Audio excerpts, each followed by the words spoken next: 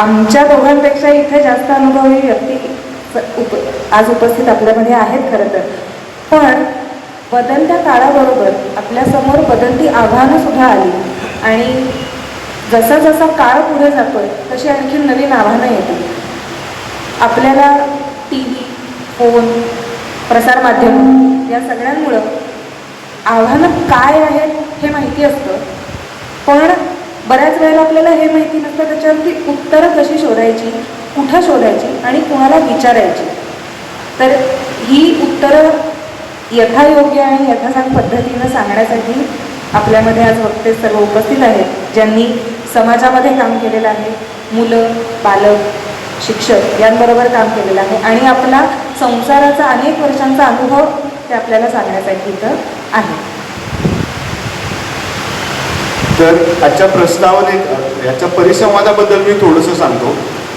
कुटुंब आणि कुटुंब व्यवस्था याच्याबद्दल बोलत असताना अनेकदा एका वक्त्याचं भाषण ठेवायचं का अशी चर्चा जेव्हा कार्यक्रमाच्या आयोजन समितीमध्ये झाली तर तेव्हा असं लक्षात आलं की फक्त एकाच विषयाबद्दल किंवा एकाच बाजूबद्दल बोलणार नाही होणार, तर त्यासाठी आपल्याला वेगळे वेगळे वक्ते जर का समोर असतील तर त्यांचं मार्गदर्शन आपल्याला मिळू शकेल. म्हणून या परिसंवादामध्ये एकाचं कुणाचं तरी भाषण न ठेवता चर्चात्मक हा विषय चालवावा म्हणून खरं तर पहिले जे आहेत ते आहेत सामाजिक कार्यकर्ते सुनीलराव, नंतर आर्याताई ज्या आहेत त्या आहेत समुपदेशिका आणि उमा गरुड काकू या खरं तर त्या कुटुंबातल्या आजी आहेत की ज्यांनी या सगळ्या अशा पद्धतीनं कुटुंब धरून ठेवलं आहे आणि त्या त्यांच्या अनुभवाची शिदोरी आपल्यासमोर उघडणार आहे. तर हा परिसंवाद कशा पद्धतीने चालेल तर काही प्रश्नोत्तरांच्या माध्यमातून हा परिसंवाद चालेल आणि आपणही त्याच्यामध्ये सहभागी होऊ शकता. जेव्हा आपल्याला एखादा प्रश्न असेल तेव्हा माईक आपल्यापर्यंत येईल तर आपण सगळेजण त्याच्याबद्दल बोलू शकतो. तर आपल्या ह्या सगळ्या गोष्टींना सुरुवात करण्यासाठी मी पहिल्यांदा आजच्या ज्या समुपदेशिका आहेत आपल्या आर्याताई यांना विचारेन की आपलं जे आत्ताच्या कुटुंब व्यवस्थेसमोर तुम्हाला काय काय आव्हानं दिसत आहेत आणि काय काय उपाय त्याच्यावरती असू शकतात.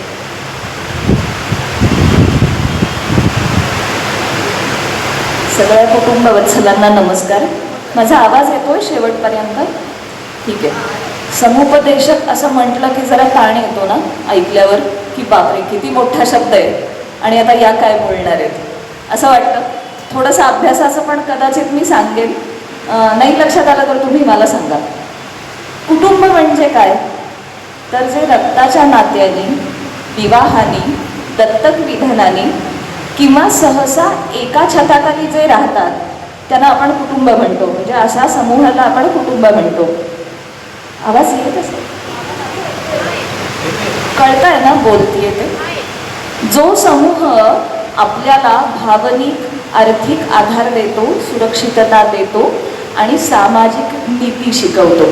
आता काय करतो? भावनिक आधार देतो म्हणजे काय करतो तर आपल्याला प्रेम करायला शिकवतो, माया ममता शिकवतो. सुरक्षितता देतो म्हणजे अन्न वस्त्र निवारा या आपल्या मूलभूत गरजा भागवण्यासाठी मदत करतो.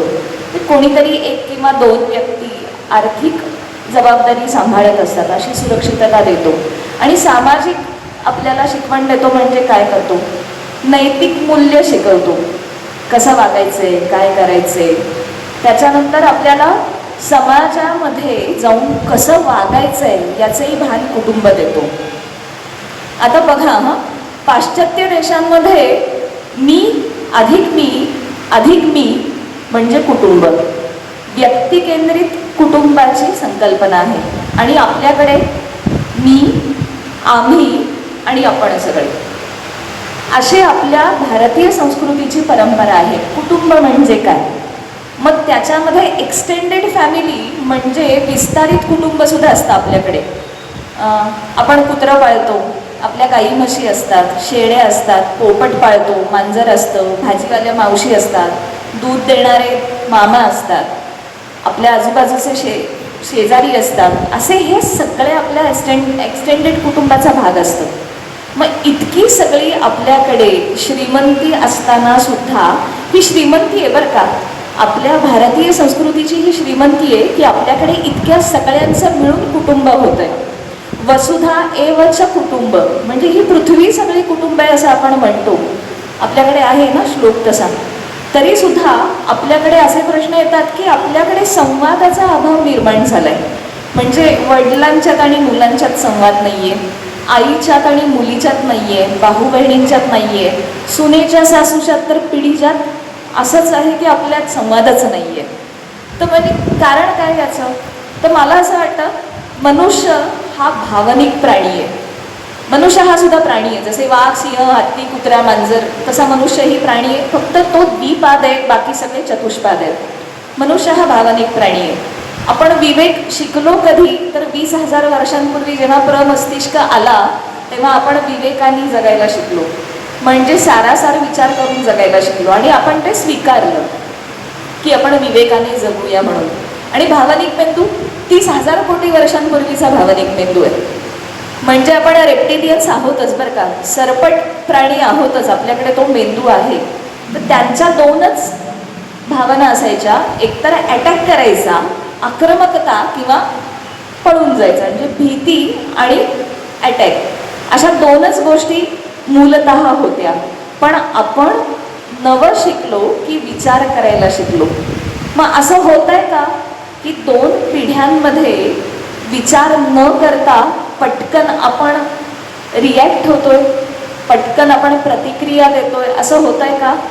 बघा ना, कुठलंही संकट आलं आपल्यासमोर, जगातलं कसलंही, समूहानं आलं तर समूहामध्ये विचार नसतोच, समूहामध्ये भावनाच काम करते. पण आपण जेव्हा व्यक्ती म्हणून असतो तेव्हा सुद्धा सगळी संकट ही भावनेनं आपण सोडवायचा प्रयत्न करतो. तर ती तशी करण्याच्या आधी एक 10, आपण म्हणतो ना 10 पासून उलटे अंक मोजा आणि मग तुम्ही प्रतिक्रिया द्या. तुम्हाला काय सांगायचं ते 10 अंक मोजा आणि मग बोला. कदाचित प्रश्न थोडेसे खाली येतील. नात्यामध्ये जेव्हा स्टेटस बोलायला लागतो ना, म्हणजे स्थान बोलतं की मी आई आहे आणि तू मुलगा आहेस, तर मी सांगते तसं तू ऐकायचंस, तुला काय अक्कल आहे त्यातली, मी मोठी आहे, मी म्हणते तसं करायचं, असं जेव्हा मी सांगते ना तेव्हा मग माझा मुलगा म्हणतो तुला काय कळतं, आमचे प्रश्न काय येते तुला काय माहिती, तू 50 वर्षाची आहेस, मी 16 वर्षाचं आहे, माझे प्रश्न वेगळे आहेत, तुमच्या काळात असं नव्हतं. तर असं जेव्हा येतं ना तेव्हा ती पिढी दुसरी असते, ती पिढीसुद्धा ऐकत नाही आणि मग आपणही हटून बसतो आणि तेही हटून बसतात. त्याऐवजी आपण जर असं म्हटलं, बघा हा दोघंही तज्ज्ञ आहेत, मी माझ्या वयाची तज्ज्ञ आहे आणि माझा मुलगा त्याच्या वयाचा तज्ज्ञ आहे, तो आत्ताच्या काळातल्या तारुण्याचा तज्ज्ञ आहे. मी आत्ता तरुण आहे का? नाही. त्याला बाहेर जाऊन जे फेस करायला लागतं, त्याच्या वयाची मुलं जशी वागतात, ती जसं त्यांना रॅगिंग करतात, हे असं आपल्याला कधी झालंय का? आपण त्या मुलांपेक्षा खूप जास्त सुरक्षित वातावरणामध्ये मोठे झालो. त्यांचे प्रश्न वेगळे आहेत आत्ताचे, आपले प्रश्न वेगळे होते. पण म्हणून आपण सांगतो ते चुकीचं आहे का? तर नाही. आपण आपल्या जागी योग्य आहे, ते त्यांच्या जागी योग्य आहे. तर दोघांनी काय करायला पाहिजे? मी असं त्याला म्हणायला पाहिजे की अरे मी तुला असं म्हणतेय की तू खूप उशिरा रात्री बाहेर जाऊ नको. फार घिसपिट आहे हे उदाहरण, हा लक्षात ठेवा. की आपण असं म्हणतो की 9च्या आत घरात, कुठल्या 7च्या आत घरात असा काहीतरी चित्रपट होता, बरोबर? तर आपण असं म्हणतो की आता आपण 7च्या आत घरात नाही म्हणत, आपण म्हणतो अरे 10पर्यंत घरी ये. म्हणजे माझा मुलगा नाही जात इतका बाहेर, पण असे प्रश्न असतात. मग तो म्हणतो की आम्ही सगळेजण क्लासमधनं जर 8:30ला रिकामे होत असू तर आम्ही भेटणार कधी, आम्ही बोलणार कधी? त्यांच्या वयाच्या मुलांबरोबर त्यांना संवाद करणं आवश्यक आहे ना. तसंच थोड्या वरच्या पिढीचं पण बघूया. मला असं वाटतं इथे व्यावसायिक थोडे जास्त असतील. इचलकरंजी हे उद्योगाचं माहेरघर आहे असं आपण म्हणतो, कोल्हापूरच्या जवळचं. व्यावसायिकांना थोडेसे प्रश्न थोडे जास्त येत असतील की त्यांनी सुरू केलेला व्यवसाय, त्यांची मुलं तसाच पुढे चालवायला सगळ्यांचाच होकार असेल असं मला नाही वाटत. अशी अडचण आहे ना. तर आपण असं शोधूया की मुलांनी पण हे लक्षात ठेवायला पाहिजे की आज मी जर म्हणत असेल की मला वेगळं काहीतरी करून बघायचं आहे, तर ते वेगळं करून बघण्यासाठीची जी काही पार्श्वभूमी आहे ती आज आपल्या आईवडिलांनी तयार केली आणि म्हणून आपण आज म्हणू शकतो की मी वेगळं काहीतरी करून बघणार आहे. आणि आईवडिलांनी सुद्धा असं बघायला पाहिजे की आपण फॉलो केलं, आपल्या आईवडिलांनी आपल्याला सांगितलं ते, आत्ताच्या गरजा, आत्ताची सिच्युएशन, आत्ताची परिस्थिती, आत्ताची मागणी ही वेगळी आहे.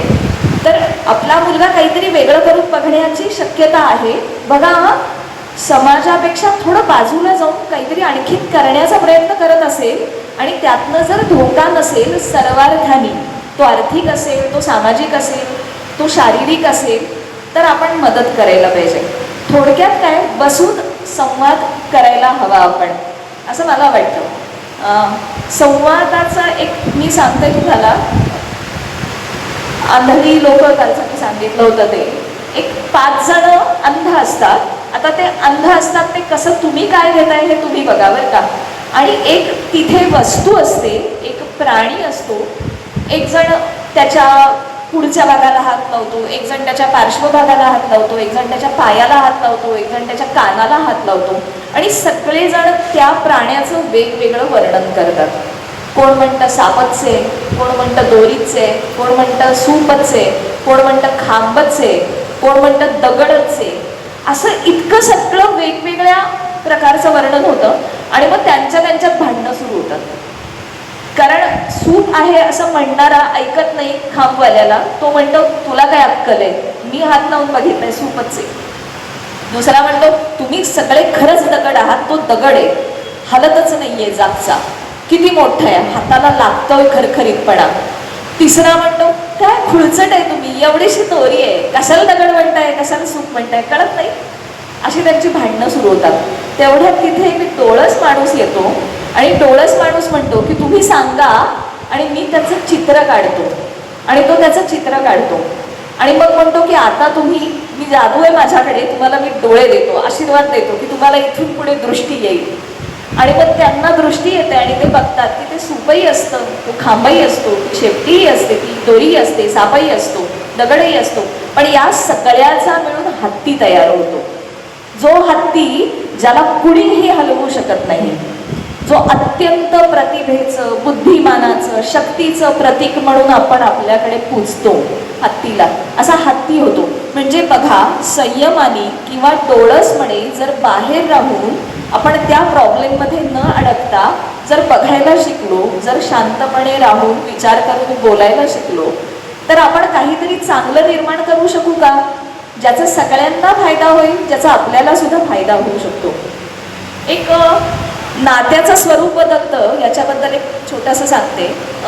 स्टार प्लस का झीवरती एक हिंदी मालिका होती, क्योंकि सास भी कभी बहू थी, पाहिली असेल सगळ्यांनी. तर त्याचं एक टायटल सॉन्ग आहे, हा मराठीत सांगते, एक टायटल सॉन्ग आहे त्याचं, मालिका गीत न म्हणता असं म्हणते, त्याचं एक टायटल सॉन्ग आहे. रिश्तों के भी रूप बदलते हैं, नए नए ढांचे में ढलते हैं, एक पीढ़ी आती है, एक पीढ़ी जाती है, लिखती है कहानी नई. हे ना लॉजिक आहे, जगण्याचं सरळ सरळ सांगितलेलं लॉजिक आहे. सरळ आहे, काहीही छुपं नाही आहे, पण किती सुंदर सांगितलंय त्यांनी. हे असंच आहे, हे आपण सगळ्यांनी, जी आत्ताची तरुण पिढी आहे, जी मध्यम पिढी आहे आणि जी आपल्यापेक्षा वृद्ध आहे, अशा पिढीनं, या तिन्ही पिढ्यांनी हे लक्षात ठेवलं पाहिजे की आपण हँडओव्हर केलं पाहिजे. सचिन जर म्हटलं असतं की मी खेळतच राहतो तर चाललं असतं का? धोनी आला नसता, विराट कोहली आला नसता कदाचित, बरोबर आहे ना. आणि तुमच्या वडिलांनी जर म्हटलं असतं की आम्ही तुम्हाला व्यवसायच नाही देणार करायला, तर तुम्हाला दुसरं काहीतरी करायला मिळालं असतं. पण दिला त्यांनी, तसंच आपण पुढच्याही पिढीला द्यायला पाहिजे. आणि ज्येष्ठत्वाने काम करूया. ज्येष्ठत्व हे अनुभवातून, विचारातून, संयमाने येतं, त्याला ज्येष्ठत्व म्हणतात. आणि जे थकवतं ते वृद्धत्व असतं. तर आपण ज्येष्ठ होऊया आणि आपण चांगल्या कुटुंबासाठी प्रयत्न करूया, कुटुंबामधल्या संवादासाठी आपण प्रयत्न करूया. थांबते.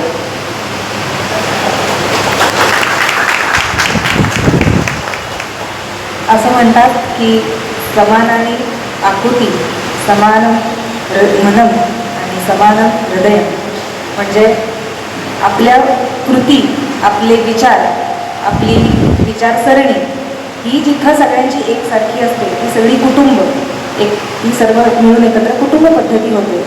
आणि खूप थोडक्यात आणि छान शब्दात ताईने आता सांगितलं. पण आता सध्याची परिस्थिती अशी आहे की सगळ्यांचेच विचार वेगळे, सगळ्यांचीच विचारसरणी वेगळी आणि सगळ्यांचीच कार्यपद्धती वेगळी. एकत्र कुटुंबात राहून सुद्धा किंवा विभक्त कुटुंबात राहून सुद्धा तर तुम्हाला गरुडताई काय वाटतं की असं का झालं असावं आणि समाजात हा बदल का झाला असावं? कारण 2 पिढ्या तुम्ही सुद्धा तुमचा अनुभव तुमच्या गाठीशी आहे. कुटुंब म्हटलं की सगळे एकत्र राहणं असंच असतं असं नाही. आत्ता तर कुटुंब अशी छोटी झाली की नवरा बायको आणि त्यांची मुलं विभक्त झाली, हे तर आहेच. पण जी काही कुटुंब पूर्वीपासूनची आलेली आहेत, मग त्या कुटुंबात ज्या मोठ्या व्यक्ती होत्या त्या मी म्हणेन तसंच सगळं झालं पाहिजे. म्हणजे अगदी ते ताकाचं उदाहरण, ताक नाही हे शेजारच्या बाईला सांगताना सासूनच सांगेल, मी म्हणणार ताक नाही, सुनेनी म्हणायचं नाही, तिला अधिकार नाही. अशी प्रवृत्ती खरं पूर्वीपासून होती. पण आता असं काय झालं की सासवा, आत्ताच्या सासवासुद्धा शिकलेल्या आहेत, मग ते विचार नक्कीच करू शकतात. मग विचार करतात तर मग मला माझ्या सासूबाईने असं म्हटलंय म्हणून मीच माझ्या सुनेला असंच म्हणलं पाहिजे असं काही नाही. हे जरा विचार केलं आणि विचारपूर्वक जर वागलं एकमेकांशी तर आपलं कुटुंब सुखी आणि एकत्र नक्की राहू शकतो. आणि त्याच्यासाठी अगदी सोपं म्हणजे कसं की आपण एखादी माझी मैत्रीण आहे आणि मैत्रिणीच्या हातून जर चूक झालेली असेल तर तिला काही नाही असू दे, होऊ दे गं, चालतंय असं पटकन म्हणू शकतो. मग तेच आपण सुनेच्या बाबतीत का नाही म्हणायचं की तिच्या हातून चूक झाली मग मी सासू म्हणून लगेच रुद्रावतारच धारण केलं पाहिजे असं काही नाही. की ती सुनेच्या हातची झालेली चूकसुद्धा सासूनं म्हणजे ठीक आहे असू दे, झालं ना, चुकलं ना, सोडून दे, पुढं तू अशी परत चूक करू नको, एवढं जरी नुसतं समजावून सांगितलं तरी चालू शकतं. संवाद जर चांगला साधला गेला तर मग ते कुटुंबात सगळ्यांना एकत्र बांधून धरायला खूप चांगलं उदाहरण म्हणून हे पडतं. असं जर केलं तर सगळं कुटुंब एकत्र खूप छान राहतं. त्याच्यासाठी प्रत्येकाचं असं झालं पाहिजे की काही नाही, सगळ्यांनी मिळून एक वेळ कुठली तरी अशी की म्हणजे खरं तर दिवसभर प्रत्येकाला काहीतरी कामं असतात. सून एकीकडे जाते, सासूसुद्धा काम करते, मुलं जातात, मिस्टर जातात, म्हणजे सगळ्यांनी असं केलेलं असतं. जेव्हा सगळी संध्याकाळी तरी एकत्र नक्की जमू शकतात. मग संध्याकाळी जर सगळे एकत्र जेवले आणि दिवसभराचं आपल्यामध्ये काय म्हणजे झालेलं असेल, एखादी उदाहरणं काहीतरी घडत असती, घटना घडत असती, ती एकमेकांशी जर शेअर केली, संवाद एकमेकात साधला गेला तर कुठलाही जरी एखादा संकट आलं थोडक्यात म्हणजे तर त्याच्यावर उपाय विचार करून बोलून सुटू शकतो. मग हे बोलणं म्हणजे सुसंवाद कुटुंबात असणं हे फार गरजेचं आहे. त्यासाठी एकत्र येणं गरजेचं आहे. आणि मग एकत्र आले आणि सुसंवाद झाला की ते कुटुंब एकत्र बांधायला खूप छान मदत होते आणि मग एकत्र सगळे खूप छान प्रकारे राहू शकतात असं मला वाटतं. धन्यवाद. आता ह्याचा समाजावरती पण कुटुंबाचा आणि कुटुंबाचा समाजावरती जो परिणाम होत असतो तर आपल्याकडे सामाजिक कार्यकर्ते आहेतच, तर ते त्याच्याबद्दल काही जर का बोलले तर आपल्याला. नमस्कार. आता आर्याताईंनी आणि गरुडकाकूंनी दोघींनी जो विषय मांडला त्याचं एक सूत्र होतं आपल्या लक्षात आलं असेल की परस्परांना समजावून घेणं. म्हणजे आपल्या कुटुंबातली असेल, समाजातली असेल, जी व्यक्ती आहे एकमेकाला समजावून घेणं हा त्यातला एक महत्त्वाचा भाग आहे.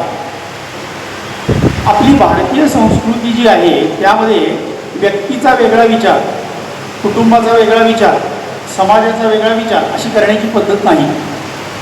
व्यक्तींचंच कुटुंब बनतं आणि कुटुंबांचाच समाज बनतो. त्यामुळं व्यक्तीमध्ये काही बदल झाला तर त्याचा कुटुंबावर परिणाम होतो, समाजावर परिणाम होतो. कुटुंबामध्ये काही बदल झाला तर त्याचा समाजावर आणि व्यक्तीवर परिणाम होतो. आणि समाजामध्ये काही स्थित्यंतर झाली तर त्याचा कुटुंबावर आणि व्यक्तीवर परिणाम होतो. आणि त्यामुळं आपल्या लक्षात येईल की वसुदैव कुटुंबकम किंवा फार सुंदर व्याख्या माऊलीनं ज्ञानेश्वरीमध्ये गेले, ही विश्वची माझी घरं, म्हणजे परिपूर्ण कुटुंबाची व्याख्या काय आहे, ही विश्वची माझी घरं, ऐसी मती जयाची स्थिर, किंबहुना चराचर आपणची जाहला. माऊलीनं सुंदर व्याख्या केली. मग आपली एक काळ असा होता की आपली सगळी कुटुंब ही एकत्रित कुटुंब पद्धती होती, परस्परांचा विचार करणारी कुटुंब पद्धती होती. पण पराधीन आहे जगती पुत्र मानवाचा, त्याप्रमाणे औद्योगिकरणामुळं काय झालं की एकत्र कुटुंब पद्धती जी होती ती मधल्या काळामध्ये विभक्त कुटुंब पद्धती झाली. त्यानंतर अनेक स्थित्यंतरं आली आणि त्यामधून एकत्रित कुटुंब पद्धती ती विभक्त कुटुंब पद्धती झाली आणि त्यानंतर आता तर कुटुंब ही सूक्ष्म कुटुंब झालेली आहे. म्हणजे पती पत्नी आणि एखादा अपत्य याच्या पलीकडं कुटुंब आहे असं आजकाल नवीन पिढीमध्ये जाणवत नाही आणि त्याचे परिणाम आपल्याला म्हणजे ह्या समाजातल्या बदलांचे परिणाम हे कुटुंबावर होत आहेत आणि कुटुंबातल्या बदलांचे परिणाम हे त्या व्यक्तीवर होत आहेत आणि व्यक्तीच्या संस्कारावर आणि त्याच्या आचार विचारावर होत आहेत असं लक्षात येतं. मग याला काही पर्याय नाही का? तर एकतर जी स्थित्यंतर आहेत ती सगळी बदलणं हे व्यक्तीच्या हातात नाही आहे, पण ती स्वीकारणं आणि त्यातून मार्ग काढणं हे मात्र आपल्या हातात आहे. मग यात्रा आहेत, सण आहेत, उत्सव आहेत, या निमित्तानं आम्ही आपलं सगळं कुटुंब एकत्र येऊ शकतो का? आणि आपल्या सगळ्यांच्या लक्षात येईल की आजकाल अशी पद्धत आहे की आपल्या गावामधली यात्रा आहे किंवा दिवाळीचा सण आहे, दसऱ्याचा उत्सव आहे, त्या निमित्तानं कुटुंबातले सगळे लोक एकत्र येतात. कोकणामध्ये होळीच्या निमित्तानं, गणपतीच्या उत्सवाच्या निमित्तानं कुटुंबातले सगळे लोक एकत्र येत असतात आणि परस्परांचा जिव्हाळा आणि सहवास या निमित्तानं वाढत असतो. हा एक बदल आपल्याला जाणवतो. दुसरा बदल आहे तो करमणुकीच्या साधनामधला. काही वर्षापूर्वी इथं बसलेले आपण सगळेजण आपल्याला सिनेमाचं आकर्षण होतं. टॉकीजमध्ये थिएटरमध्ये जाऊन सिनेमा बघायचा त्याचं आकर्षण होतं. करमणुकीची साधनं बदलली. त्यावेळेला असं म्हटलं जायचं की सारखा सिनेमा बघू नकोस, त्याचा परिणाम तुझ्यावर होत राहील. त्याच्यानंतर टेलिव्हिजन आला. घरामध्ये टी व्हीवर सगळ्या सिरियल्स आणि या सगळ्या गोष्टी आल्या आणि आपल्या लक्षात येतं की घरी एखादा अतिथी आला किंवा घरी एखादे पाहुणे आले तर गप्पा मारायला सुद्धा त्यावेळेला वेळ नसायचा. टी व्हीवरची सिरियल बघण्यातच सगळ्यांचा वेळ जायचा. आता टी व्हीची जागा कशाने घेतली आहे? कशानं? मोबाईल. सगळ्यांना माहिती आहे आता टी व्हीची जागा मोबाईलला घेतली आहे. मग याच्यावर आपल्याला काही पर्याय शोधता येऊ शकतो का? आपणच विचार करायला पाहिजे. मला एक उदाहरण या ठिकाणी द्यावंसं वाटतं. आपले प्रांत संघचालक त्यांच्याशी गप्पा मारताना त्यांनी सहज उदाहरण सांगितलं. नगर जिल्ह्यातलं आहे. नगरमधले एक कार्यकर्ते त्यांच्या घरी एकत्र कुटुंब आहे. 20-22 जण एकत्र राहतात. पण प्रत्येकजण घरी येताना जसं आपलं पायातलं चप्पल घराच्या बाहेर काढून येतो तसं त्यांनी एक मोबाईलचं रॅक ठेवलेलं आहे. सगळ्यांनी आपला मोबाईल जो आहे तो रॅकमध्ये ठेवायचा.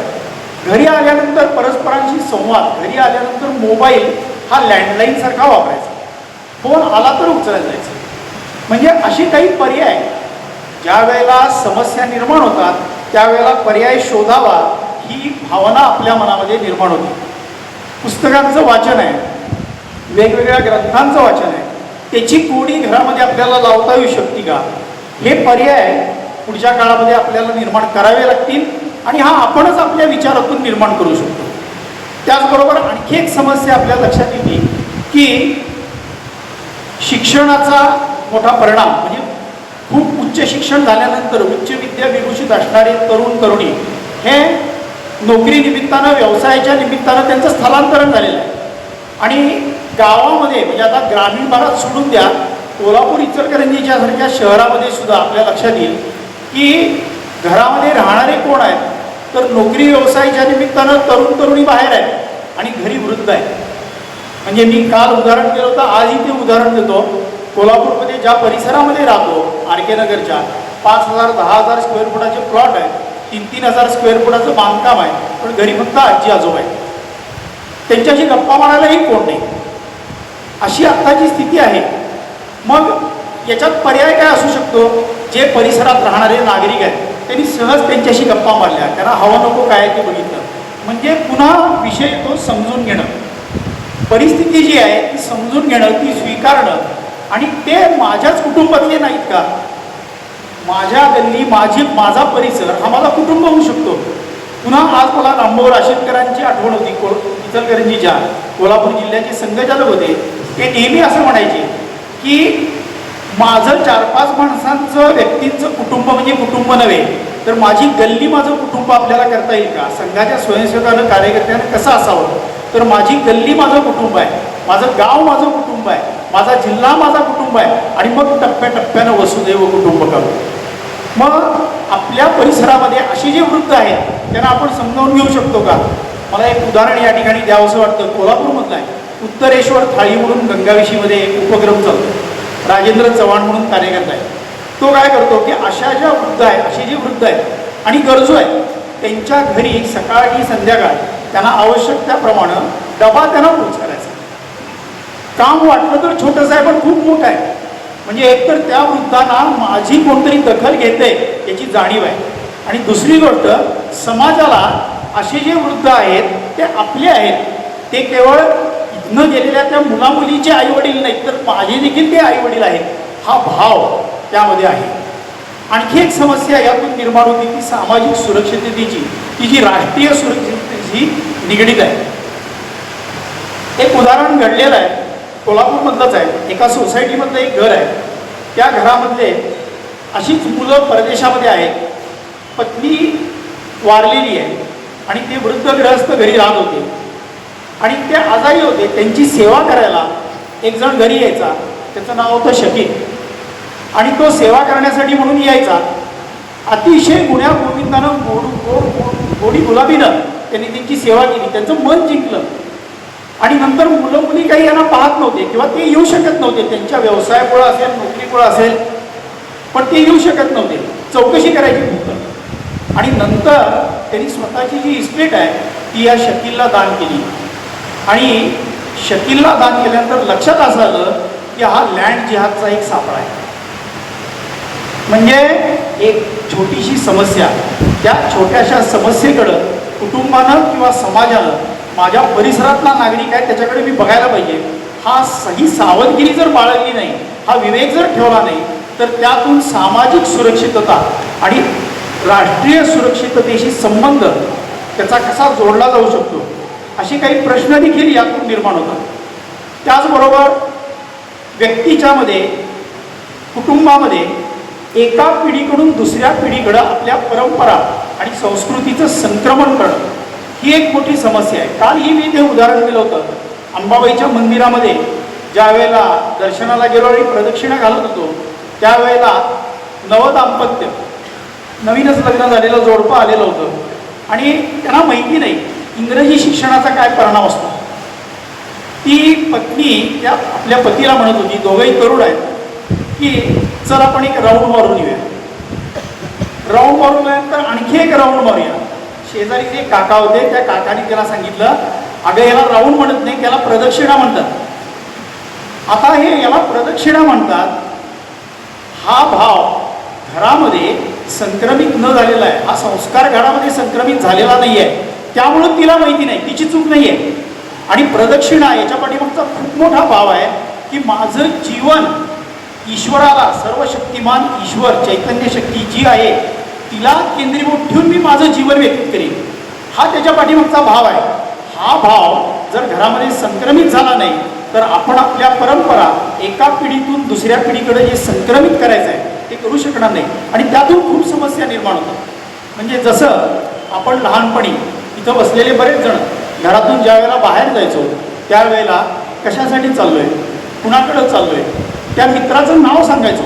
आता तुम्ही बघा आपल्या मुलामुलींना मित्राकडे जातोय किंवा मैत्रिणीकडे जातोय, नाव सांगितलं जात नाही, त्यांना विचारावं लागतं नेमकं कुणाकडे जाणार आहेस. तर जाताना बाहेर पडताना मी कुणाकडे जातोय, कशासाठी जातोय आणि पुन्हा किती वाजता येणार आहे हे घरी सांगितलं जायचं. हे साधा सोपा विषय आहे, हा साधा सोपा रिवाज आहे, पण त्याच्यामधून अनेक समस्या आज निर्माण होतात असं लक्षात येतं. त्याच्यावर आपण आपल्या घरामध्ये आपणच समजा 3 पिढ्या घरामध्ये राहत आहेत, तर मी जाताना माझ्या आईवडिलांना जर घरात न जाताना मी ऑफिसमध्ये चाललो आहे, संध्याकाळी 7 वाजता येणार आहे असं घरी सांगून चाललो तर आपोआपच माझ्या मुलाला ती सवय लागणार आहे, माझ्या मुलीला ती सवय लागणार आहे. तर अशा छोट्या छोट्या गोष्टी आहेत, पण या छोट्या छोट्या गोष्टी स्वतःच्या आचरणातनं आणून हा खरं तर व्याख्यानाचा विषयच नाही. हा प्रबोधन म्हणजे केवळ उद्बोधन किंवा बौद्धिक चिंतन असा विषयच नाही आहे. हा प्रत्यक्ष करणीय मुद्दे आहेत आणि ते करणीय मुद्दे जर आपण आपल्या जीवनामध्ये अंमलात आणले तर निश्चितपणानं कुटुंब हा जो आपल्या भारतीय संस्कृतीचा आणि पर्यायानं आपल्या राष्ट्राचा एक सशक्त असा पाया आहे. तो पाया अधिक चांगला होण्यासाठी त्याची मदत होईल असं वाटतं.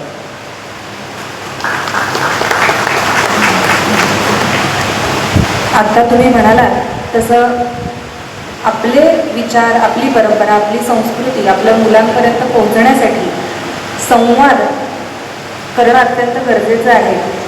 पण हा संवाद करताना सुद्धा आपल्याला बऱ्याच वेळेला लक्षात येत नाही की संवाद करायचा म्हणजे काय करायचं, किंवा संवाद करताना येणाऱ्या अडचणीसुद्धा बऱ्याच असतात. उदाहरणार्थ आपल्याला राग येणं, वाईट वाटणं, एखाद्या गोष्टीमुळे, छोट्या छोट्या गोष्टीमुळे ज्याचं प्रमाण हल्ली वाढलं आहे, हर्ट होणं, खूप सहज लोक येता जाता बोलल्यानंतर हर्ट होतात.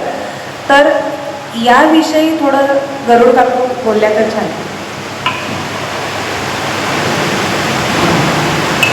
संवाद होण्यासाठी म्हणजे जो काय आहे तो विचार आपल्याला पटला पाहिजे. त्याच्यासाठी आपल्याला असं उदाहरण काहीतरी घ्यावं लागतं की तरुण पिढीला राग खूप पटकन येऊ शकतो. अर्थात वृद्धांना सुद्धा तो येऊ शकतो. असं काही नाही की वृद्धांना रागच येत नाही, ते पण पटकन रागवू शकतात. पण असा विचार केला, या ताईंनी मगाशी सांगितलं होतंच 1 ते 10 अंक उलटे मोजले की राग थोडा शांत होतो आणि हे करतो. तसंच एक उदाहरण रामायणात आहे.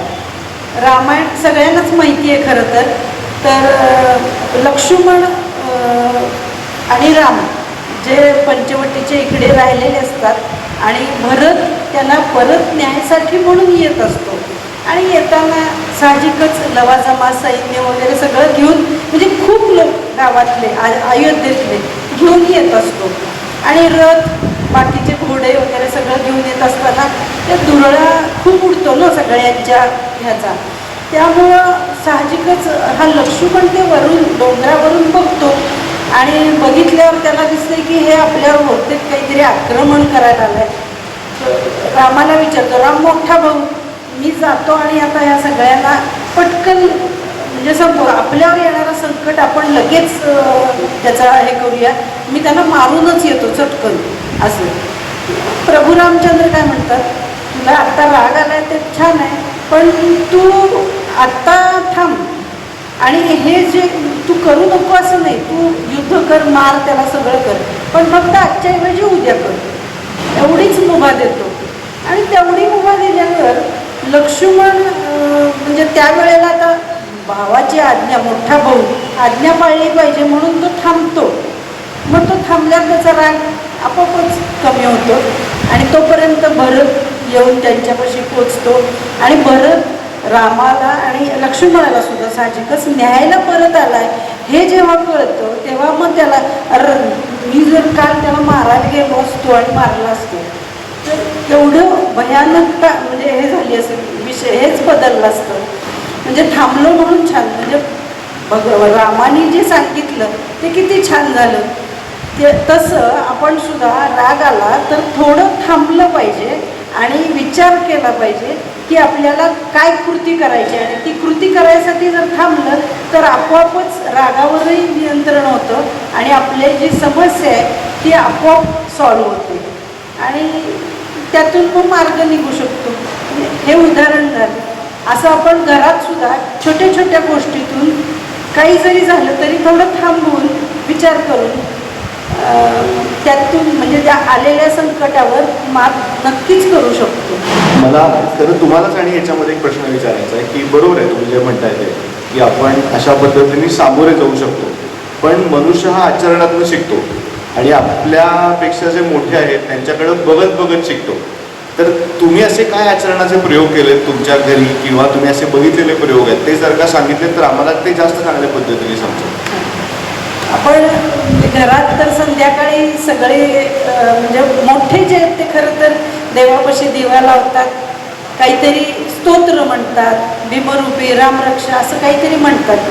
जेव्हा मी म्हणजे आजी म्हणून मी जर माझ्या घरात हे म्हणत असेल तर नात आपोआप शिकते आणि मग तिला ते त्यातनं शिकावं वाटतं की हां हे चांगलं आहे. आपण तिन्ही सांजेचं खरं तर ही कातर वेळ आहे, दिवस संपून रात्र येणार असते आणि मग मधला काळ तो तिन्ही सांजेचा काळ, त्याला कातर वेळ असा पूर्वीचा शब्द आहे, तो म्हणला जातो. त्या कातर वेळेला आपल्या मनात हुरहुर असते आणि ती हुरहुर घालवायसाठी जर आपण देवाचं काहीही म्हटलं स्तोत्र वगैरे, तर ते त्यावेळेला आपलं मन इतकं छान शांत होतं, स्थिर होतं.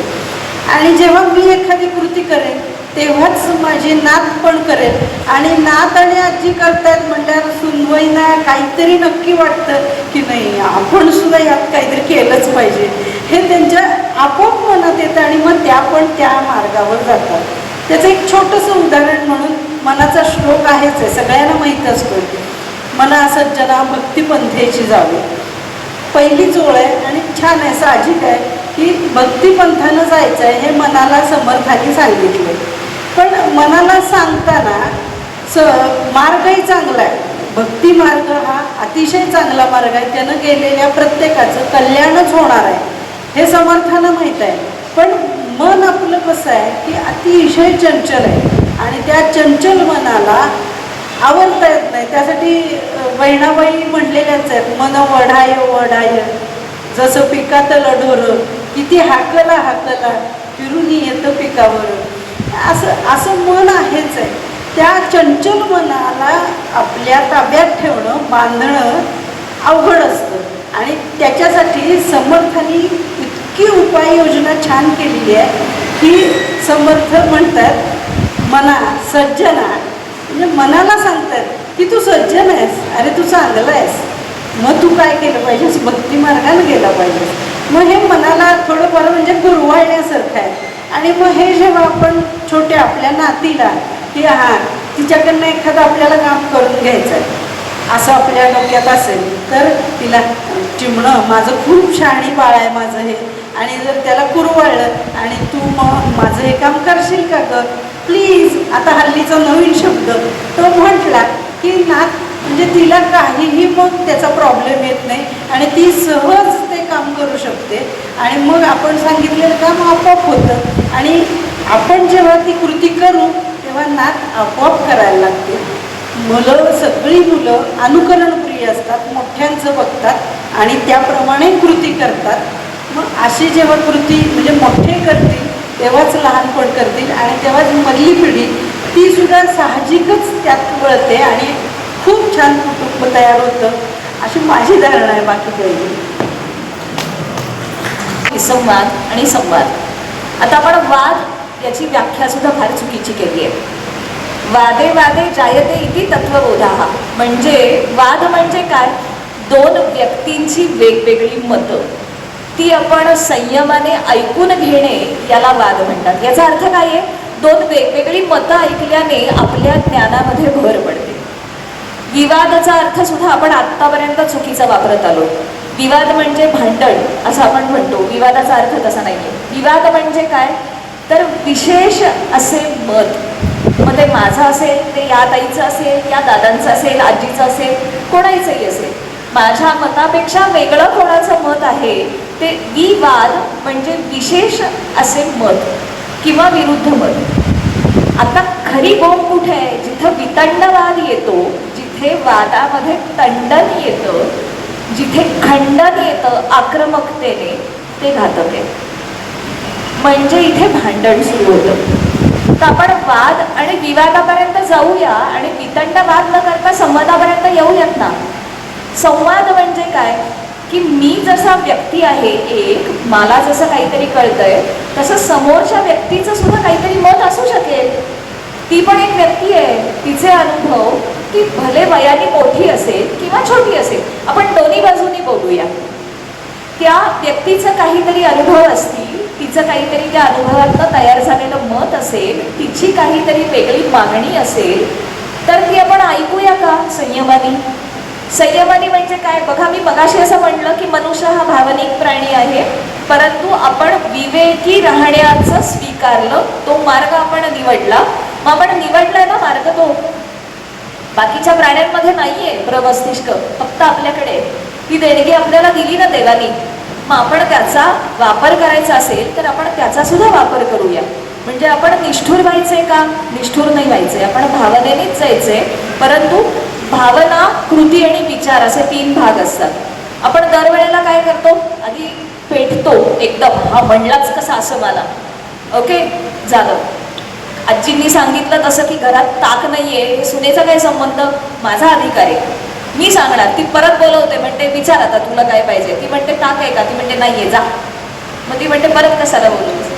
हा जो भाग आहे ना, या भागाबद्दल मी तुम्हाला असं सांगतेय की आपण विवेकानं जायचंय ना, मग आपण समजून घेऊया की आता आपण काय करतोय. तर या समोरच्या, मगाशी आपण असं म्हटलं की व्यावसायिकांमध्ये अशी अडचण खूपदा येते. असे प्रश्न दादा तुम्हाला पण आले असतील बरेचसे, की असं आहे की आम्ही एवढं उभं केलंय आणि आता आमची मुलं असं म्हणतात, तुम्हालाही अडचण आली असेल अशी, की आमची मुलं आता आमच्या व्यवसायात येणारच नाही म्हणतात. मगाशी दादांनी सुद्धा सांगितलं हे, इथे ते आधी आले होते थोडेसे बोलायला, तर त्यांनाही हाच प्रश्न लक्षात आला. मला असं वाटतंय की जर आपली नवी पिढी येणारी काही वेगळं करू बघत असेल तर ते आपण आधी ऐकून घेऊया, इथून संवादाला सुरुवात होईल. की मी असं म्हणेन की मैत्रिणीला काहीतरी सांगायचं आहे बरं का, तिचा संस्कृतचा अभ्यास आहे, मी इथे संस्कृतमध्ये मोठी मोठी वाक्य टाकतीये, ते झाल्यावरती मला सांगेल की अगं ताई हे असं नाही, असं म्हणायला हवं होतं. मला ऐकलं पाहिजे तिचं, कारण तिचा अभ्यास आहे त्यातला. माझा अभ्यास आहे का, नाहीये. मला आवड आहे का, आवड आहे, पण म्हणून मी त्यातली अधिकारी आहे का, नाहीये. तसं आपल्या व्यवसायाला धरून जर ते काहीतरी आणखी वेगळं करणार असतील तर आपण ते ऐकायला हरकत नाहीये. आपण असं म्हणतो की आमची मुलं आमचं ऐकत नाही, आपण आपल्या मुलांचं ऐकतो का? असे किती जण आहेत मोठे आजी आजोबा किंवा मावशी काका की ते सांगतील की आम्ही बसून चर्चा केली आणि त्यांनी आम्हाला सांगितलं आज हे ते करणार आहे. असं आपण किती जण ऐकतो आपल्या मुलांचं. लक्षात घ्या, लहान मूल हे सुद्धा कुटुंबाचा अविभाज्य भाग असतो, कारण ती पण एक व्यक्ती आहे. आपण असं म्हणतो लहान मुलाला काय कळतं, पण नाही, 1 वर्षाचं मूल सुद्धा व्यक्ती आहे हे आधी आपण मानायला सुरुवात करूया. व्यक्ती म्हणजे मला असं म्हणायचंय की एक घटक कुटुंबातला, व्यक्ती केंद्रीमधला व्यक्ती नाही, हा कुटुंबातला घटक. जेव्हा आपण असे स्वीकार करू की हे सगळेजण मिळून आपण एकत्र आहोत, हे सगळे मिळून आपण घटक आहोत, तेव्हा काहीतरी नक्की निश्चितपणे निर्माण करणारे, तेव्हा स्वीकार होतो. म्हणजे मी कशी आहे, मी का आहे, मी कुठे आहे, परिस्थिती काय आहे, परिस्थिती मला बदलता येते का, येत नसेल तर ती मी तशीच स्वीकारायची का, आणि ती संयतपणे स्वीकारायची का, आणि बदलता आली तर मी किती बदलू. असं यांनी जे सांगितलं की मी दिवा लावला म्हणून माझी नात दिवा लावायला शिकली, तसं मी माझ्या आईकडून शिकले की माझ्या घरी जेव्हा भाजीवाली एखादी भाजी घेऊन यायची आणि आम्ही जेवायला बसलेलो असायचो तर आई आधी तिला जेवायला वाढायची आणि मग जेवण झालं की म्हणायची की हां आता तुझी भाजी मला दे, तू काय आणली असते. मग तिचे पैसे घेऊन मग ती घासाघीस करून सगळं यथासांग व्हायचं. पण ती त्या वेळेत आली तर पहिला तिला आधी जेवणाचं ताट दिलं जायचं. मग हे मी शिकले, हे माझ्या पुढे माझा मुलगा शिकला. कदाचित त्यानं तसं चालू ठेवलं तर त्याच्या पुढची पण पिढी शिकेल, माहीत नाही. पण मी असा हट्ट नाही केला पाहिजे की तू पण उठ आणि दे त्याला. मी जर न करताच म्हणलं की उठ आणि त्याला पाणी दे तर तो नाही देणार. या फार छोटी छोटी आणि साधी साधी उदाहरणं आहेत, पण ही सगळ्या आपल्या दिनचर्येमध्ये, आपल्या विचारांमध्ये, आपल्या कृतींमध्ये आणावी लागतात. आपण गाण्याचा रियाज करतो तसा विवेकाचा सराव करावा लागतो. तो विवेकाचा सराव ठेवला तर मला असं वाटतं की संवादामध्ये अडचण येणार नाही. खूप मोठा विषय आहे कुटुंबाचे प्रकार आणि मग त्याची कारणं, पण या छोट्याशा याच्यात जितकं सांगायचा प्रयत्न करता येईल तेवढं मी सांगेन. धन्यवाद. आपल्या प्रेक्षकांमध्ये पण नक्कीच काही प्रश्न असतील आपल्याला, तर आपण विचारू शकतो. आपण हातवर करू, माईक आपल्यापर्यंत येईल.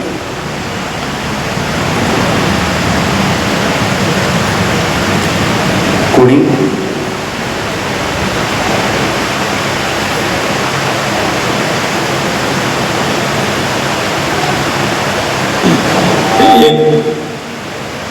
एकत्र कुटुंब पद्धती आणि वेगळे संयुक्त आणि वेगळे लहान लहान कुटुंब हे योग्य आहे.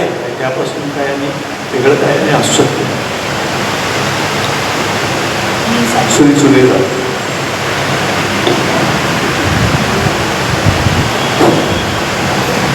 यामध्ये मला असं वाटतं की योग्य काय आणि अयोग्य काय असं ठरवता येणार नाही. समाजाची आत्ताची असणारी स्थिती आणि ते असणारं वास्तव योग्य आणि अयोग्य काय हे काळ ठरेल. पण एक काळ असा होता की एकत्रित कुटुंब पद्धती होती आणि ती त्यावेळेची समाजाची गरज पण होती. एकमेकाला समजावून घेण्यासाठी आणि एकमेकाची जडणघडण करण्यासाठी कुटुंब हे एक केंद्र होतं. 3 पिढ्या एकत्र राहायच्या. मधल्या काळामध्ये मी जसं म्हणलं की औद्योगिकरणामुळे त्यामध्ये बदल होत गेला आणि आता IT सेक्टर, AI सेक्टर हे सगळं आल्यामुळं आणखी बदल झाले. आता तर आणखी एक समस्या आहे वर्क फ्रॉम होमची. वर्क फ्रॉम होममुळं घरात काम करणाऱ्या तरुणाला म्हणजे बायकोलाच नवऱ्याला सांगायला लागतं घरात जरा बाहेर जा म्हणून. कारण दिवसभर तो काम करत घरातच बसलेला असतो आणि वाढता वाढी हे चालू असतं. त्यामुळं काय आहे की योग्य आणि अयोग्य याच्यापेक्षा सुद्धा यामधला समन्वय साधणं हे अतिशय महत्त्वाचं आहे. असं वाटतं की जी परिस्थिती आहे ती स्वीकारणं आणि त्या स्वीकारलेल्या परिस्थितीमधून समन्वय साधणं म्हणजे काय तर आत्ता समजा विभक्त कुटुंब पद्धती आहे. त्यातून समजा विदेशामध्ये किंवा पुण्या मुंबईकडं नोकरीसाठी जावं लागतं.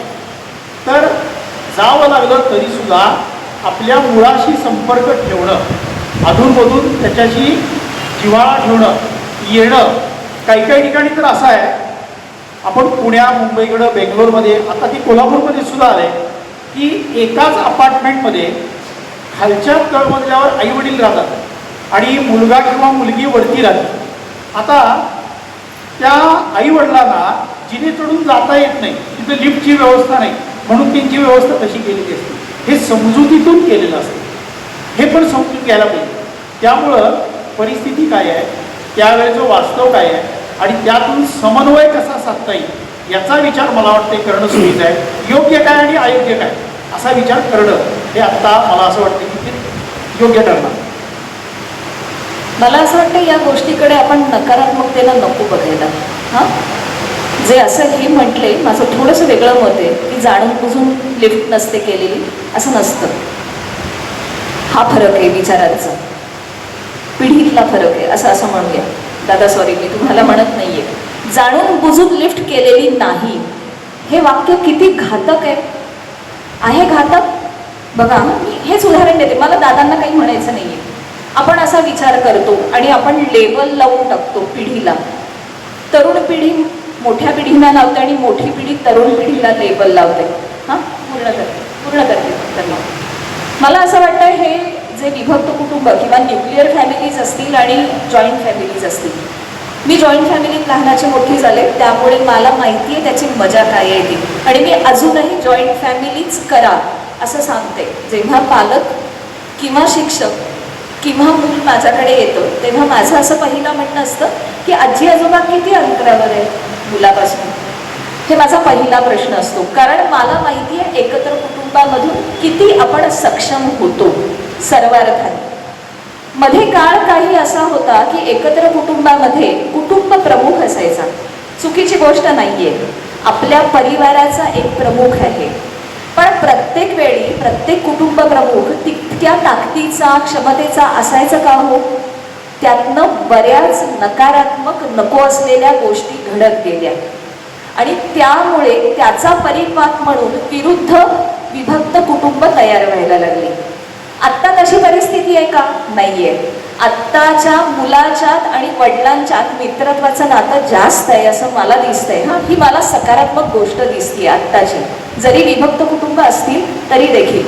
आता ही विभक्त कुटुंब का झाली आहेत तर काही शिक्षणाच्या कारणाने झाली आहेत अर्थार्जनाच्या कारणाने झाली आहेत. जसं दादांनी सांगितलं की यंत्रयुग होतं 70च्या दशकामध्ये यंत्रयुग आलं आता तंत्रयुग आलंय. आता त्याच्याही पुढे आणखीन वेगळं कुठलं युग होईल ते तुम्ही सांगू शकाल दादा की कुठलं युग येईल. पण याच्यामध्ये AI जरी आलं तरी AI भावनांचं नियंत्रण करू शकत नाहीये. ते आपल्यालाच करायला लागणार आहे. त्यामुळे आपल्याला जास्त सक्षम व्हायचे. म्हणजे तुम्ही काहीतरी टाकलं ChatGPTला तर तुम्हाला भाषण तयार येईल पण त्यात भावनेचा उल्लेख आला तर तुम्हाला नाही सांगता येणार काही. तर मला असं वाटतं की त्याच्याकडे आपण सकारात्मक बघूया. त्याच्यावर उपाय असा करता येईल की आई वडील आणि मुलं जर आपल्या भेटण्याच्या अंतरावर असतील तर आपण अवश्य त्यांना ठरवून भेटत जाऊया. हे करायलाच पाहिजे कारण आपणही त्या पातळीवर येणार आहोत ना थोड्या दिवसांनी. त्यामुळे आपल्यालाही कळणार आहे की आपण एकटे पडतोय हे कळणार आहे आपल्यालाही.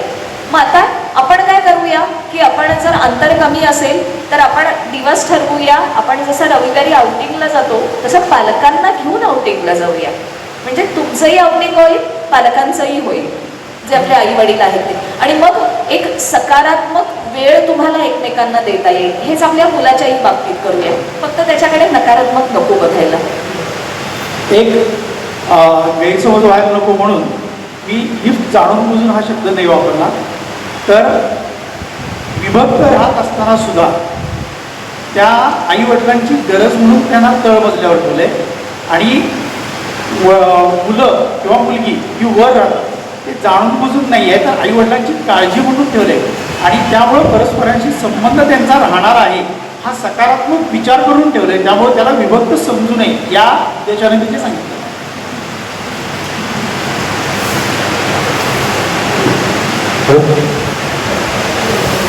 नमस्कार. घरात मतभेद झाले तर नातेसंबंध टिकून राहावे यासाठी आपण कोणती भूमिका घ्यावी? घरातले मतभेद कारण परत तोच प्रश्न की मतभेद झाले तर आपल्याला त्या विषय म्हणजे थोडं थांबून आपण या विषयावर उद्याच्याला बोलूया असं जरी एकमेकांनी सांगितलं आणि म्हणलं आणि त्या मतांवर तू पण विचार कर मी पण विचार करते असं जर दोघांनी ठरवलं, विचार केला आणि दुसऱ्या दिवशी जी मतं मांडली तर त्याच्यावर नक्की उपाययोजना निघू शकते. आपल्या विचाराचा हा फरक पडतो. आदल्या दिवशी जो रागानं आपण एखाद्या गोष्टीचा जर विचार घेतलेला असेल म्हणजे एक विचार केला आहे तर रागावर नियंत्रण मिळवून आपण दुसऱ्या दिवशी राग नसताना जेव्हा तो प्रश्न आपण म्हणजे त्याच्यावर विचार करतो तेव्हा तो खूप आपण चांगला हाताळू शकतो आणि त्यातनं नक्कीच त्याचा सोल्युशन अगदी 100% निघालंच पाहिजे. कारण कुठल्याही प्रश्नाला उत्तर हे असतंच, ते शोधायचं फक्त आपण असतं. एवढं जरी केलं तरी खूप होतं. मगाशी एक उल्लेखाला व्यक्ती म्हणजे खरं तर व्यक्त होणारी ती व्यक्ती.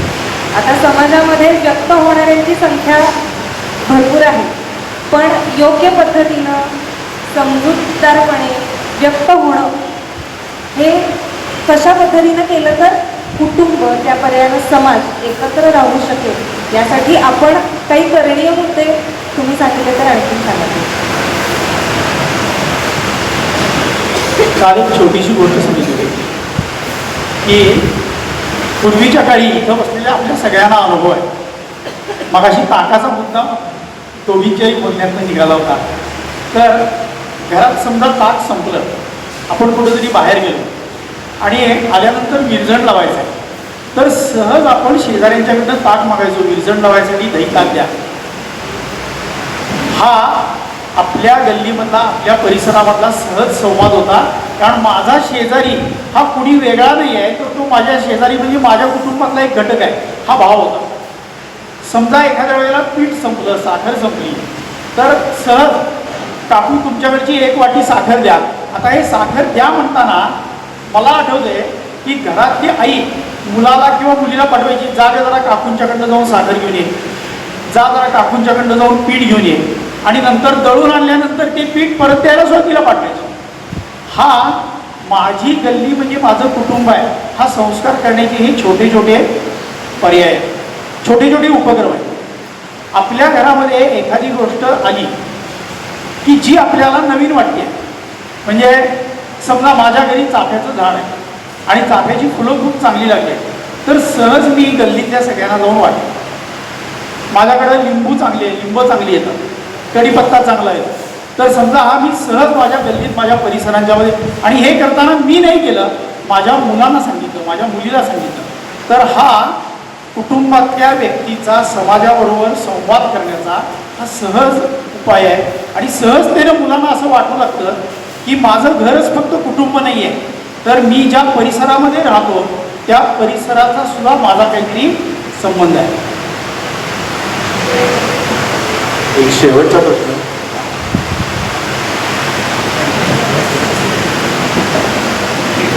एक सेकंड, एकच मिनिट. दादा, तुम्ही मगाशी असं विचारलं होतं की मतभेद झाले तर काय करायचं.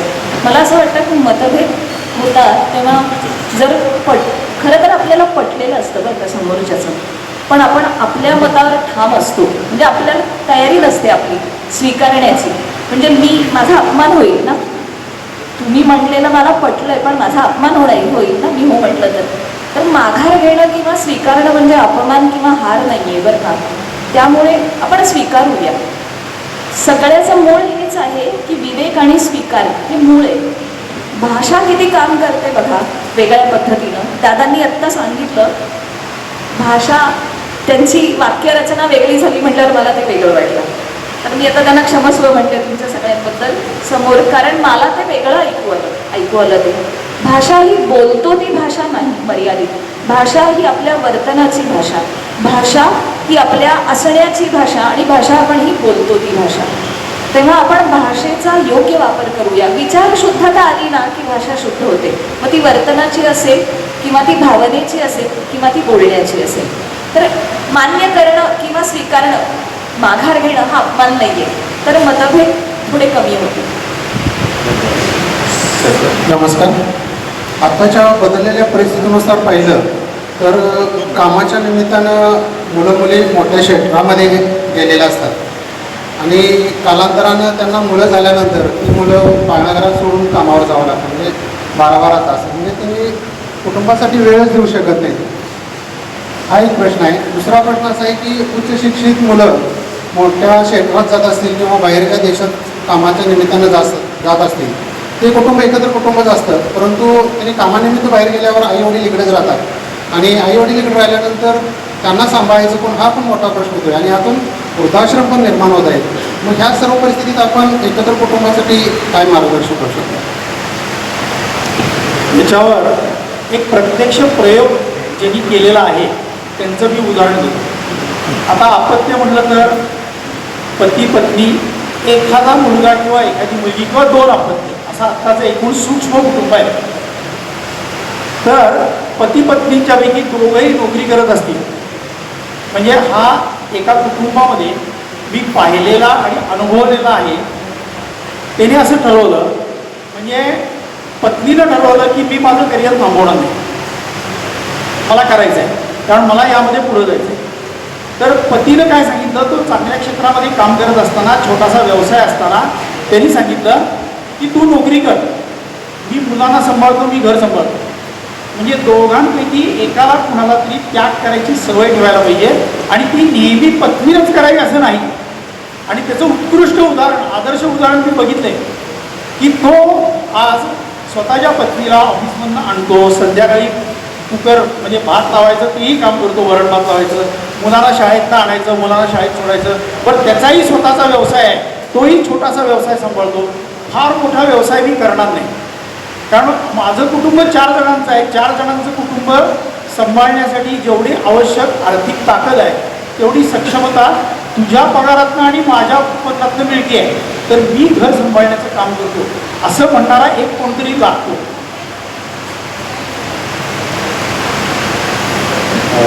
आता आपण थोडे प्रश्न थांबू, कारण पुढं पण आणखीन एक वक्ते नंतर आहेतच आपले, ते आपल्यासोबत बोलत. पण एक प्रश्न घेऊया, ठीक आहे, शेवटचा एक प्रश्न घेऊ.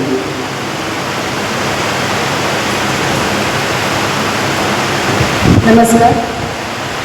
मला वाटतं एकत्र कुटुंब असेल तर सर्वांना समान संधी, समान प्रेम आणि समान न्याय मिळाला तरच एकत्र कुटुंब टिकतं. काय याच्यावर मला 2 मिनिटं 2 शब्द सांगावे.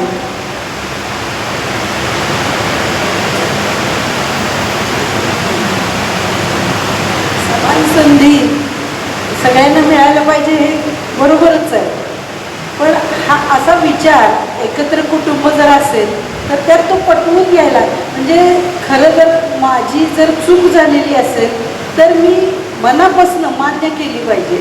मी सासू आहे म्हणून मी चूक नाहीच, मग चूक जरी स्वतःची असली तरी ती सुनेवर थोपवणं हे योग्य नाही. तसं सुनेनं पण एखादं तिची आत्मकृती झाली आहे आणि ती तिनं जर नाही स्वीकारली आणि नाही म्हणजे पूर्वविचं उत्तर दिलं तर त्या सासूबाईंना सुद्धा असं वाटतं की सून काही माझ्याशी इंटरॅक्ट होत नाही, बरोबर उत्तरं देत नाही किंवा असं करते. मग ह्यासाठी दोघींनी पण असं ठरवलं पाहिजे की खरंच जर माझं चुकलंय आणि मी मुद्दाम त्या सुनेवर माझी चूकच तिच्यावरच ढकलायची, मग काही पण पर्याय काही पण असू असं जर ठरवलं सासून, तर मग ह्यात संवाद चांगला नाही साधू शकणार. मग तिनं पण स्वीकारलं पाहिजे की ही माझी चूक झाली. आणि हे जेव्हा आपण स्वीकारतो आणि तसंच सून पण की माझ्यातनं बाहेरून यायला वेळ लागलाय, असं काही पण होऊ शकतं, तो वेळ लागलाय आणि ही माझी चूक आहे, मी लवकर यायला हवं होतं आणि मग सासू कामाला लागली, ठीक आहे मला क्षमा करा, म्हणजे माझ्यातनं मगाशी असं झालं, पण मी आता परत नाही चूक करणार अशी. हे जेव्हा आपण स्वीकारतो आणि मनापासून क्षमा मागतो आणि चूक कबूल करतो, तेव्हा मग कुठलाही संवाद हा संवाद सुसंवाद होऊ शकतो, त्यात वाद नाहीत राहत. हे फक्त स्वीकारणं झालं पाहिजे, बाकी काही नाही. आणि तुम्हाला काही वाटलं तर तुम्ही बोलू शकता या विषयावर.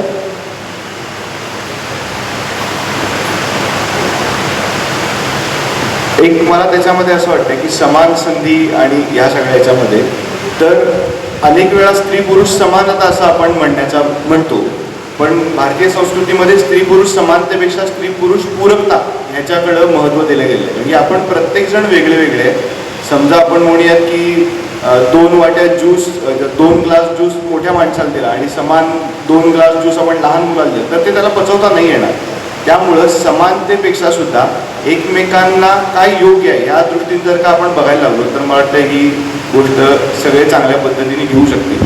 कारण की समानतेचे असे अनेक प्रयोग समाजवाद किंवा वेगळ्या वेगळ्या विचारसरणीमध्ये झाले आणि ते नाही टिकू शकले, ते साम्राज्य त्याच्यावरती नाही टिकू शकली. त्यामुळं समानतेपेक्षा सुद्धा पूरकतेकडे जर का आपण लक्ष दिलं तर ह्या गोष्टी चांगल्या पद्धतीनं घडू शकते, असं एक मला त्याच्यावरती आहे तिथं बोलणार आहे. पण तरी सुद्धा असं मला आणखीन एक सांगायचं आहे त्याच्यामध्ये, अजिंक्य दादानं जसं सांगितलं ते अगदीच योग्य आहे.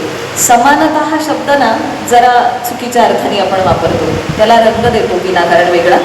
पूरकता हा जास्त योग्य शब्द आहे. ज्याच्या त्याच्या क्षमतेनुसार ज्याला त्याला जे ते दिलंच पाहिजे, मिळालंच पाहिजे आणि त्यानं ते केलंही पाहिजे. आपण हक्कांसाठी भांडतो, कर्तव्य कुठे सांगतो आपण आपली?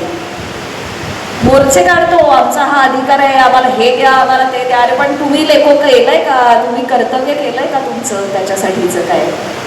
हे आधी बघूया, आपण आपली कर्तव्य बजावतो का? ताई तुम्ही असं म्हणलात की कुटुंबामध्ये सगळ्यांना समान अधिकार. मला असं वाटतं तुम्हाला अधिकार म्हणायचे, पण तुम्ही अधिकार म्हटलं नाहीये. ठीक आहे, तर मला असं म्हणायचं आहे की आपण आपल्या आईवडिलांचं घरी असताना सुद्धा आपले मतभेद होत होतात आपल्या आईवडिलांचे, बरोबर आहे ना? पटत नाही ना आपल्याला, आपल्या आईचं कुठं पटत असतं, बाबांचं कुठं पटतं. पण एंड ऑफ द डे आपण म्हणतो ना आई आहे माझी, ठीक आहे, भांडतो आईशी कचा आणि मग आपण सोडून देतो. दुसऱ्या दिवशी सकाळी पुन्हा आई आज ही भाजी करणं, आई पुरी करणं आणि काय असेल ते. तसं आईनं सुद्धा आणि मुलीनं सुद्धा, मुलगी जेव्हा सासरी जाईल तेव्हा तिनं हे लक्षात घेतलं पाहिजे, किती श्रीमंत असते मुलगी बघा की तिची 2 घरं असतात. एक माझं माहेर असतं आणि एक माझं घर म्हणून सांगणारं दुसरं घर असतं, बरोबर आहे? मुलाला तसं नसतं. मुलाला त्याचं घर असतं आणि सासरी तो पाहुणा म्हणूनच राहतो कायम. तो म्हणू नाही शकत, काहीही करू नाही शकत. म्हणजे त्याची इतकी बडदास्त ठेवली जाते जावयाची की त्याला कानकोंड होतं. म्हणजे तो उठला की नॅपकिन हातात द्या, तो उठला की तुम्हाला हे वाढका ते वाढका, असं अजूनही आहे काही ठिकाणी. त्यामुळं मुली ह्या खरंच जास्त भाग्यवान आहेत, त्यांना 2 घरं असतात. तर त्याचा सकारात्मक उपयोग आपण करून घेऊया. आपल्या सासूला सुद्धा आपण आई कदाचित नाही म्हणणार. मी माझ्या सासूला काकू म्हणत होते, मी आई म्हणत नव्हते. तिचीही तशीच इच्छा होती की मी तिला काकू म्हणावं असं. आणि आमचं नातं खूप मैत्रीच होतं, इतकं मैत्रीचं की मी तिला नावानी हाक मारायची आणि ती मला नावानी हाक मारायची कुठल्याही. इतकं आमचं नातं चांगलं होतं. माझं नशीब चांगलं होतं, सुदैवाने मला तशी सासू मिळाली. आपण जेव्हा आपण सासरी जातो तेव्हा आपण हे लक्षात घ्यायला पाहिजे, मुलांनी सुद्धा आणि येणाऱ्या सुनेनी सुद्धा, की आपल्या आईवडिलांचे पण मतभेद होत होते, पण आपण प्रेमाने ते विसरून जात होतो. हे त्यांनीही लक्षात घेतलं पाहिजे. आणि जेव्हा ती सासू असते तेव्हा तिनं हे लक्षात घेतलं पाहिजे की मी जेव्हा सून होते तेव्हा मला हे असेच प्रॉब्लेम्स आले. आज माझ्या जागी दुसरी कोणीतरी आली आहे तर तसे प्रॉब्लेम्स तिला नकोत यायला. तेव्हा तिनंही ते जुनं आठवून तिनंही आपल्या मुलीशी कशी वागली असती तसंच वागलं पाहिजे. खरेपणानं वागलं की प्रश्न थोडेसे कमी होतात. असं म्हणतात, सूर जुळावे परस्परांचे, नकोत नुसती वाणी, अश्रूतूनही प्रीत झरावी, नकोच नुसते पाणी. या अर्थाचं खूप सुंदर विवेचना तिनेही वक्त्यांनी इथं केलेलं आहे. प्रश्न बऱ्याच जणांच्या मनात असतील, पण वक्ते हा कार्यक्रम झाल्यानंतर सुद्धा उपस्थित आहेत. सगळ्यांनी निसंकोचपणे आपल्या मनातले प्रश्न वक्त्यांना विचारू शकतात. चालेल, हा कार्यक्रम आपण परिसंवादाचा आपण थांबू. आणखीन एक आपल्या समोर एक वक्ते आपले बोलणार आहेत, तर मी पुन्हा सूत्र मर्दा मॅडमकडे देतो.